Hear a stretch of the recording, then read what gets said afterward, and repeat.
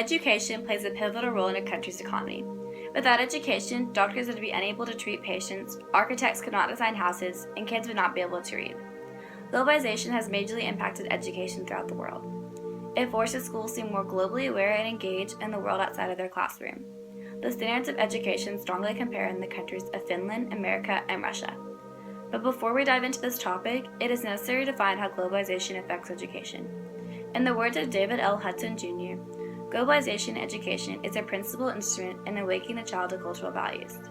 Globalization education was driven by the technological changes and the path of scientific discovery around the world.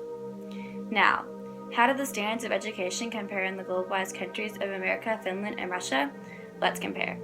Each country believes all children should have equal opportunity at receiving a quality and free education. In all three countries, preschool is free of charge.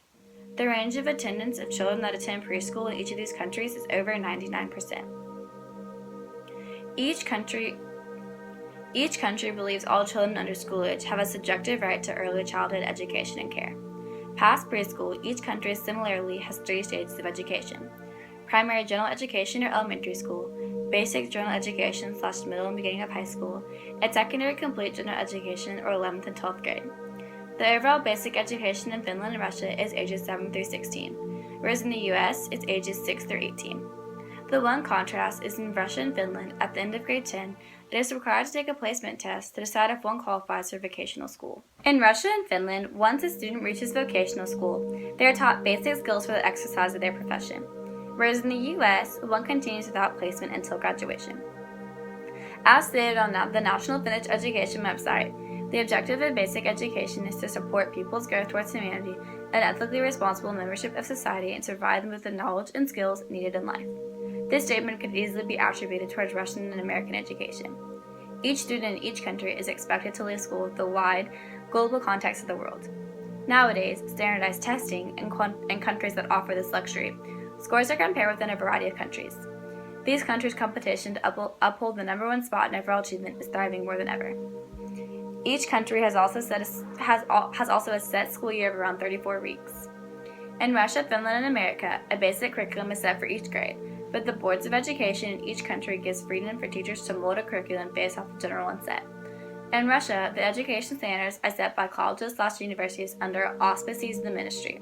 Finland has a similar board, but the US school curriculums are set by the state / national government. Each country teaches humanities and social sciences to help extend their students' awareness of the world by opening them to thought, action, and creativity. All 3 countries strive to teach their students the knowledge of the world, religions, cultures, economies, and global issues. Globalization has also helped to incorporate learning a second language as a core class. More than 50% of students worldwide are required to take a foreign language at some point in their education career. Now, onto countries' rankings. Finland tops number 5 in overall achievement in education, whereas Russia takes the number 13 spot and America lies at 14. Finland has been ranked in the top 5 spots for the past 4 years, whereas Russia and America have stayed in the top 20. Many experts attribute Finland's success to the fact that the national Finnish education system has decided that no child should be given homework. When this law was set in place, children's testing scores shot up, whereas in Russia and America, homework is still handed out and testing scores have stayed the same. The total budget spent on each education is $11.1 billion in Finland, $20 billion in Russia, and $1.3 trillion in the US. The reason the US spends so much is because the diversity rate in the US is so much higher than in Finland and Russia. Because of this diversity, when you place a student who needs more time learning, an example, a non-native English speaker or one with a disability, with a student who needs less time learning and they are expected to perform at the same rate, it is a recipe for failure.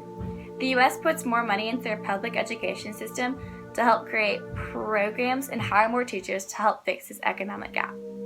Another standard that compares is in Finland, the grading system is 1 through 5, or unsatisfactory, pass, satisfactory, good, and excellent. In Russia, it's 1 through 8, or B through E, and in America, it's A, B, C, D, and F. As stated by Fairleigh Dickinson University, globalization links individuals and institutions across the world with unprecedented interconnection and immediacy.